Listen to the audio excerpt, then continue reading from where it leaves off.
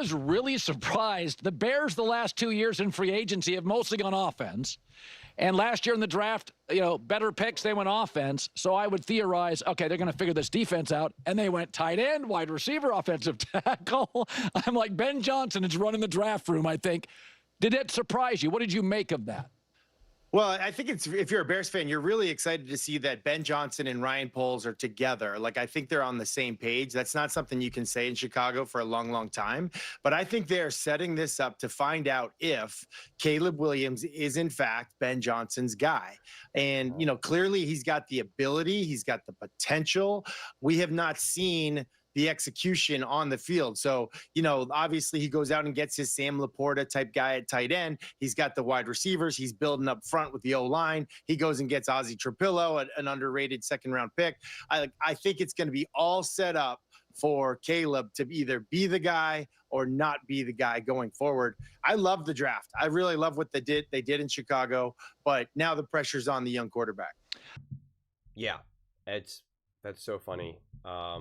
Because that's literally exactly what I said. I posted a clip before this clip was even, recorded because it was live. So I kind of took the win for my sails because that's exactly what I said about this draft. It puts everything on Caleb and sets the Chicago Bears. That's why in my last clip I kept talking about clarity. It gives the Chicago Bears clarity, and it's actually the smartest thing you can do. For any team, when you're bringing in a new coach or a new quarterback or both, essentially, go all in on that side of the ball. Whichever you're trying to figure out first, or both at the same time, is the coach or the quarterback. Go all in on supporting them. Like if you hire a defensive head coach, go all in on supporting that defense and see what he can do. See what that coach can do with ideal all-in resources. Because if they still fail and you're giving them like everything they need, then you're like, what's going on here? Don't do it halfway, because then you kind of have to figure it out. In a lot of ways, it's like, giving a great chef terrible old ingredients and saying, the only seasoning you can use is salt, nothing else. Go make me a great dish now.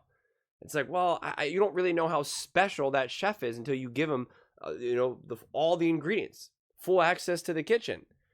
And that's what the Bears are doing with Caleb and Ben Johnson. And I love it. I absolutely love it, because in a year that they just came off of where it was so muddled and you had to really try to figure out, what am I seeing here right now?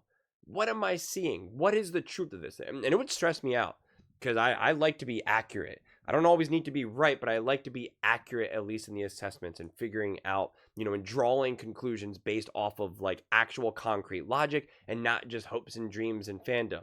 And so I'm watching these Bears games. I'm taking my notes.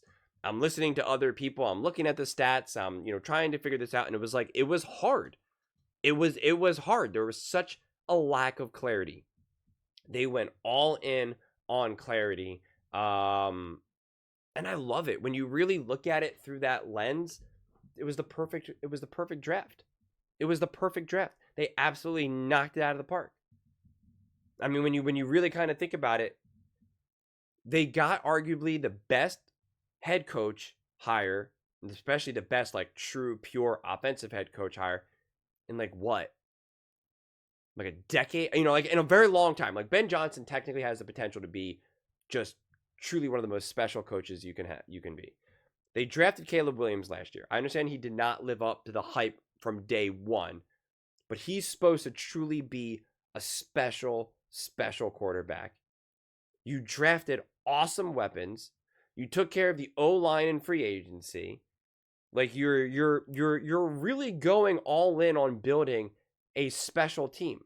And if you get Ben Johnson, if that hire ends up being right, which I think it will be, and Caleb Williams ends up being the right draft pick, and like this is what I've also said in a lot of my Caleb Williams videos, like, you have to imagine that Caleb Williams, his floor is at least a top 20 quarterback. He has to be at least.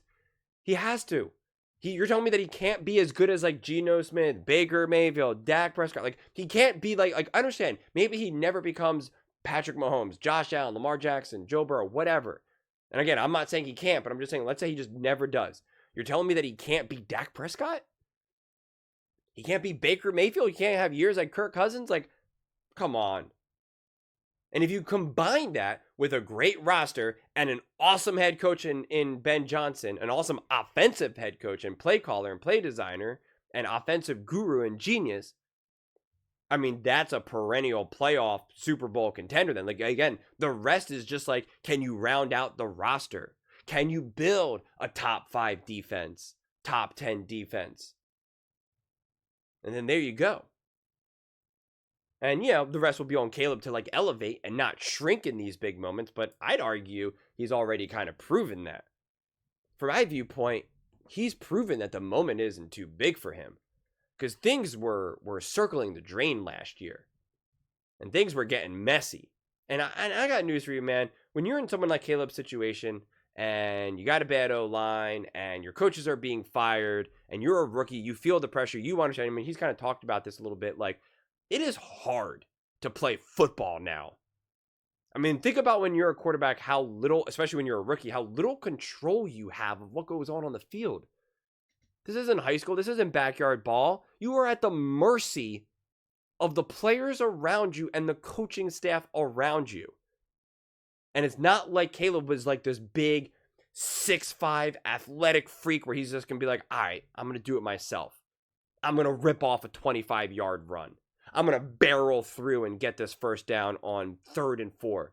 Like, he doesn't I mean, he's obviously, you know, very athletic and has mobility, but like, he's not, you know, like Josh Allen, if all things are equal and everything's kind of a disaster, and Lamar Jackson, like both those quarterbacks, and really they're the only ones right now in the NFL, they could just put their heads down and just, they can win games off of purely their athleticism. Their wide receivers could be dropping all the balls. Their run game could be non-existent, and their O-line could be awful, and their coach could be calling awful plays. But just their pure physicality and athleticism can still find ways to win games. Caleb's not that much of an athletic freak. And so, you know, he was at the mercy, and yet he still stepped up. He still had awesome moments, which is why you have to look beyond just the conclusion.